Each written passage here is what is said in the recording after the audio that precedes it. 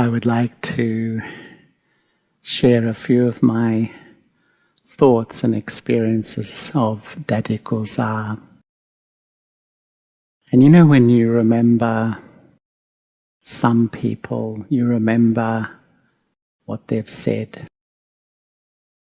But when I remember Dadi Gulzar, I don't remember so much things she said or even our conversations. Probably the greatest impact on me was her presence, her incredible vibrations and a profound spirituality.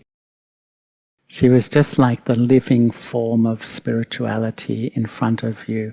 Even if she didn't say anything, somehow the whole aura and atmosphere of her presence was quite profound.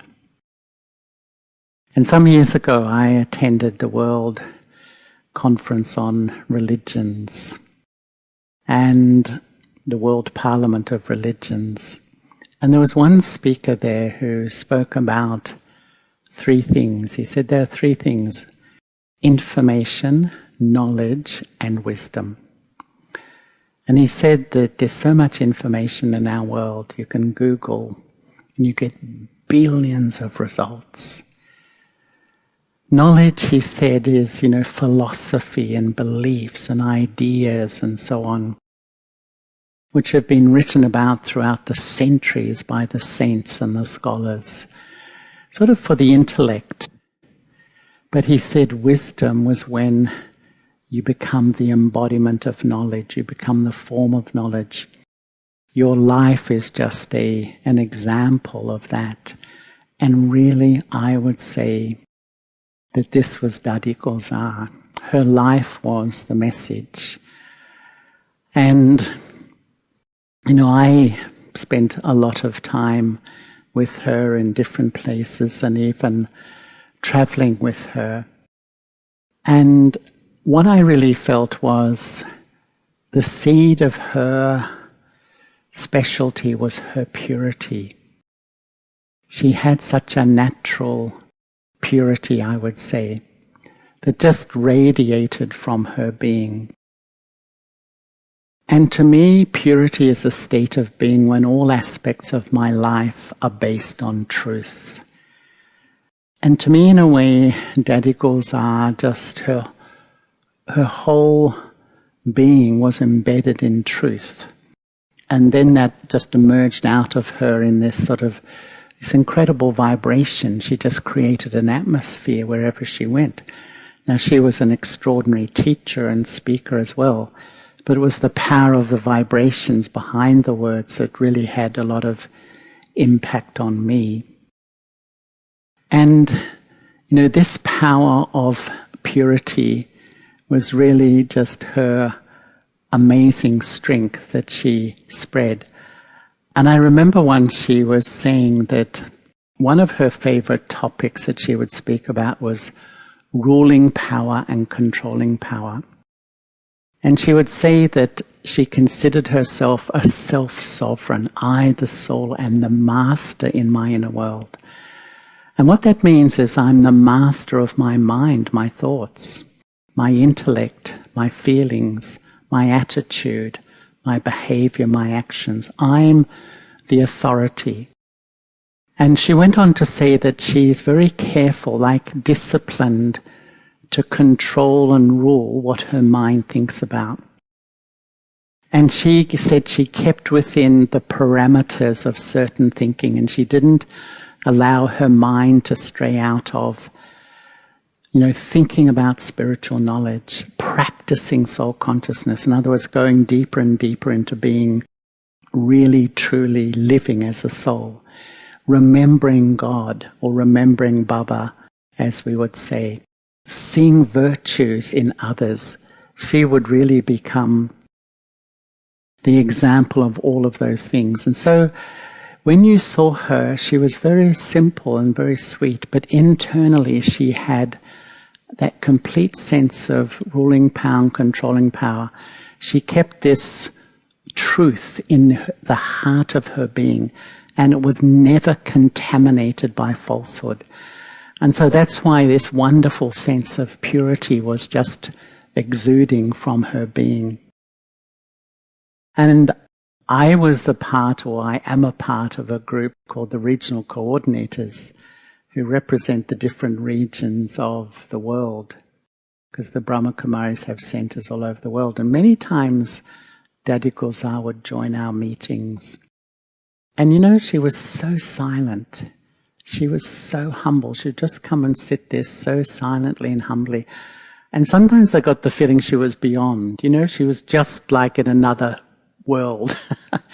And yet, when she was invited to speak, and she would only speak if she was invited because she was so royal, she was so astute. She'd listen to everything, and she always gave such a deep answer that was really so deeply spiritual and once again really influenced by truth. And it really taught me how you can be so close to God and yet so connected with the reality of life. Because sometimes I feel I can remember God and then I'm not so attentive or responsible to things happening around. Or on the other hand, I get so caught up in what's happening around me, I forget God. But Dadi Gulzar had this perfect balance. And I think I can say when I was around her, I would often think that I'm experiencing an egoless human being. What does it mean to be egoless? It was like she was in this world, but was absolutely humble. And that was so attractive. People were so attracted to her. And yet, whenever I heard her speak, and I heard people praise her, give her gifts, and really she was so humble and so polite to everybody, but all the time there was one mantra she kept saying, you know, it's Baba, it's God, it's God. She never accepted praise for herself. She really, it wasn't just lip service, oh, it's God, it's God. She really, really felt she's just God's instrument. I'm just God's instrument. I have no ego of my own. And I remember once Didi Manmohini, who was the head of the Brahma Kumaris after Brahma Baba passed away in 1969, and she was that until 1983 with Dadi Prakashmani. And she said, what's the difference really between great souls and the greatest souls? In other words, you know, a lot of the great teachers and scholars and saints and sages and the greatest. She said, some are such spiritual people and great teachers, everyone praises them, but they accept them. But the great they accept that praise. But the greatest spiritual people are the ones who serve and give and people praise them. But they, in their heart, they don't accept that praise. They know that it's God's praise. And that humility, I think, was Dadi Gulzar all over.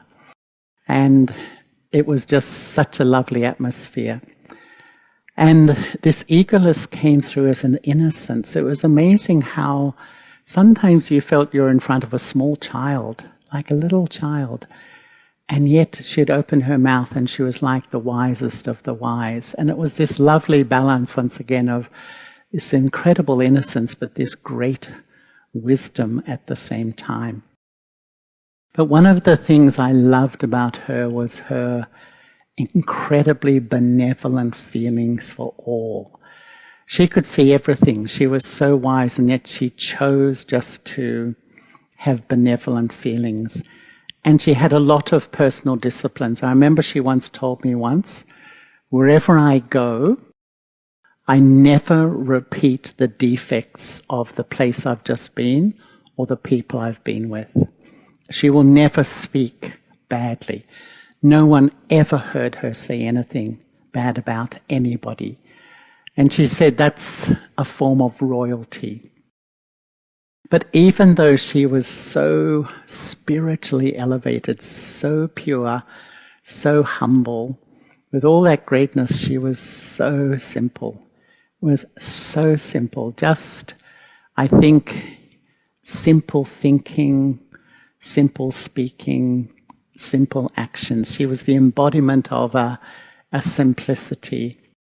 And because of all these virtues, you know, when you're in front of her, there was a natural feeling of love because she was such a pure and elevated soul. And just me sharing these thoughts, I'm remembering her at the moment and just having all these beautiful feelings that I had when I was in front of Dadi Gulzar, who is just such a living example of one who was the embodiment of purity and spirituality and humility.